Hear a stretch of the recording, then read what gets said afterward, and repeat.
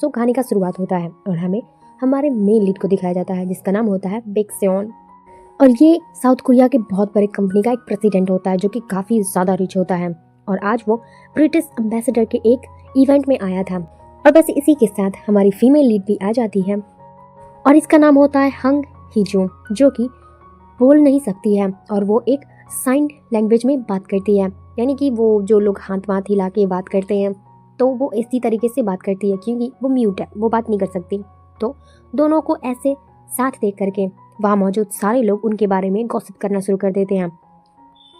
सब लोग बोलना स्टार्ट कर देते हैं कि साउंड के साथ यानी कि हमारे बेक के पास जो लड़की खड़ी है, यानी कि वो लड़की जो म्यूट है, हमारी फीमेल लीड, वो कौन है। और सब उसका रिलेशन के बारे में बात करना स्टार्ट कर देते हैं, वगैरह वगैरह आलतू फालतू बोलते रहते हैं।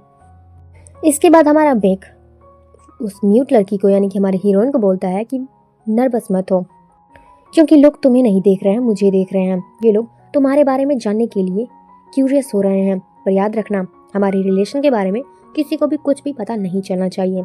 इसीलिए ऐसा कुछ भी मत करना जिससे हमारे बारे में किसी को भी कोई भी हमारे बारे में मिसअंडरस्टैंडिंग नहीं होगा।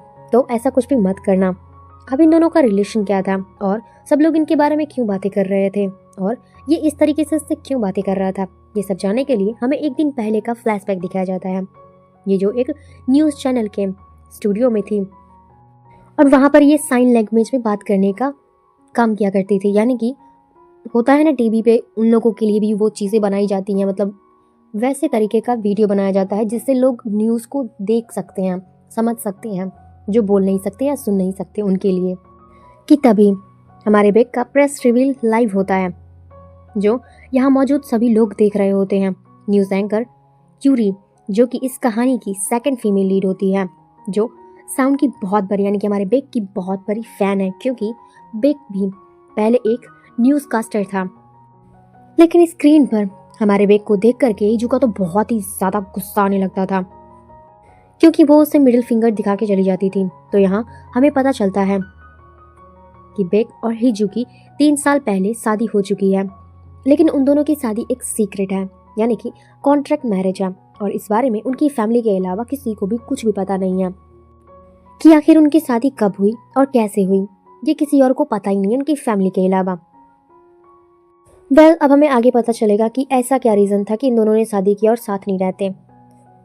बेक अपना प्रेस मीटिंग खत्म करके अपनी ऑफिस चला जाता है। इधर हीजू अपनी माँ और अपनी मदर इन लॉ के साथ होती है, तो साउंड के डेट के साथ। और ये जो बेक के डैड होते हैं वो एक प्रेसिडेंशियल कैंडिडेट और हीजू के यानी कि वो जो लड़की थी स्टेट डेट्स थे। तो यहाँ पर जो साउंड के डैड होते हैं यानी कि बेक के जो डैड होते हैं एक प्रेसिडेंशियल और कैंडिडेट और हीजू के स्टेप डैड होते हैं और एक बहुत ही बड़ी कंपनी में अपने चेयरमैन होते हैं। सो यहाँ से पता चलता है कि इन दोनों की फैमिली का बहुत पुराना कनेक्शन होता है। अब बेक की मॉम हीजू से उसके जॉब को छोड़ करके बेक को सपोर्ट करने के लिए कहती है क्योंकि कुछ ही महीनों में प्रेसिडेंशियल इलेक्शन होने वाला था, पर बिना पब्लिक में आए क्योंकि ये लोग नहीं चाहते थे कि सबको पता चले कि हीजू साउंड की वाइफ है जो बोल नहीं सकती थी। ये सुनकर हीजू की मॉम कहती हैं कि क्या इसकी ज़रूरत है, जो सुनने के बाद साउंड की मॉम यानी कि बेक की मॉम कहती हैं कि ये ना बोल तो सकती है। जो सुनने के बाद बेक की मॉम कहती हैं कि ये ना ही बोले तो अच्छा होगा। ये बोलकर वो चली जाती हैं। तो हीजू की मॉम उस पर ही गुस्सा करने लगती हैं और कहती हैं ये तुम्हारी ही गलती है, किसी और की हस्बैंड को चुराया है, तो अच्छे से काम करो। याद रखना तुम चेयरमैन होंग की बेटी हो और होने वाले प्रेसिडेंट की डॉटर इन लॉ। जो सुनने के बाद हमारी हीजू तो एकदम चुपचाप रहती हैं, वो तो कुछ भी नहीं बोल पाती। फिर वो यहाँ से अपने काम के लिए यानी कि अपने ऑफिस के लिए निकल जाती है, पर जाते हुए रास्ते में उसकी कार आउट ऑफ कंट्रोल हो जाती है और अचानक से रास्ते के बीचों बीच रुक जाती है। ये सब देखने के बाद हीजू समझ जाती है कि उसकी कार हैक हो चुकी है, इसलिए ना ही कार की डोर्स खुल रही थी और ना ही आगे बढ़ रही थी, जिससे वो सामने से आ रहे एक ट्रक से टकराते टकराते बचती है।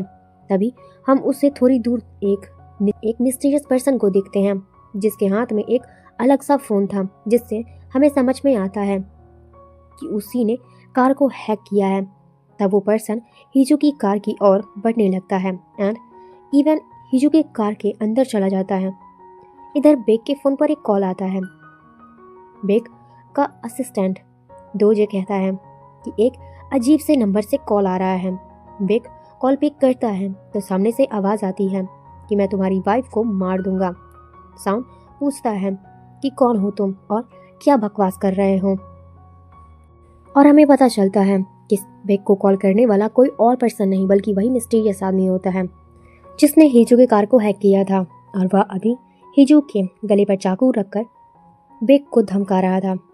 अब बेक की फ़ोन की बैटरी तो डेड हो जाती है तो उसे चार्ज में लगा देता है, जिसके बाद वो सबसे पहले हीजू की मॉम को कॉल करता है और हीजू के बारे में पूछता है। हीजू की मॉम कहती है कि वो मेरे साथ ही थी लेकिन वो काफ़ी देर पहले घर के लिए निकल चुकी है, जिसको सुनने के बाद वो थोड़ा रिलैक्स फील करता है और दोजे से उस किडनैपर के नंबर को ट्रैक करने के लिए कहता है। उसके बाद फिर से वही किडनैपर कॉल करता है तो सान उसे कहता है कि मार दिया मेरी वाइफ को, तू जानता भी है ये किससे बात कर रहा है, मेरी वाइफ है, कौन क्या है तुझे पता भी है। किडनैपर कहता है कि मैंने तुम्हारी वाइफ के गले पे चाकू रखा हुआ है, अगर कॉल काटा तो तेरी वाइफ का गला काट दूंगा। अब बेक तंग आकर कहता है कि मजाक के मूड में मैं बिल्कुल भी नहीं हूँ, मैं इसलिए तुम जो भी हो ये प्रैंक करना बंद करो। अब किडनैपर कहता है कि मैं सच में इसे मार दूंगा। बेक कहता है कि हाँ तो मार दे, जिसके बाद वो किडनैपर कहता है कि अभी नहीं मार सकता हूँ ना, पैसे की बात करनी तो बाकी है। बेक कहता है तेरी जो भी डिमांड है तू करता जा, मैं फॉलो करूँगा, मुझे कोई फ़र्क नहीं पड़ता, इसलिए दोबारा कॉल मत करना। और ये बोलकर कॉल काट देता है, जो सुनकर किडनैपर को गुस्सा आ जाता है तो कुछ फायर लेकर के वो किडनैपर हीजू का गला घोटने लगता है। इसके बाद उसकी कार आउट ऑफ कंट्रोल हो जाती है तो किडनैपर उसे छोड़ देता है ताकि वो कार को अच्छे से ड्राइव कर सके। देन वो कहता है कि ये मजाक नहीं है, लेकिन तेरा हस्बैंड है जो कि मजाक के ही मूड में है, उसे लगता है मैं झूठ बोल रहा हूँ। क्या तेरे हस्बैंड को तेरी ज़रा सा भी चिंता नहीं है? मैं अभी उसे दोबारा कॉल करूँगा, अगर उसने मेरी बात नहीं मानी फिर तू मरने के लिए तैयार हो जा। दोबारा कॉल करता है लेकिन वो कॉल पिक नहीं करता है, यानी कि बेक कॉल पिक नहीं करता है तो किडनैपर गुस्से में हीजू के गर्दन पे कट मार देता है और उसे लात घूंस से मारने लगता है।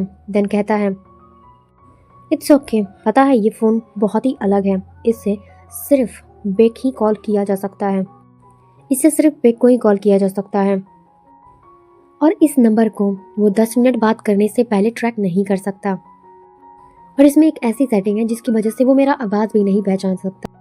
और वैसे तुम्हें पता है मैंने तुम्हारी कार को पहले ही हैक किया है, क्योंकि मैंने सब कुछ इतना परफेक्टली प्लान जो किया था, पर ये तुम्हारा कमीना हस्बैंड मेरा कॉल ही नहीं उठा रहा है। फिर कॉल करता है, इस बार साउंड कॉल उठा लेता है तो किडनैपर कहता है कि मैंने कहा था ना तेरी वाइफ को मैं मार दूंगा,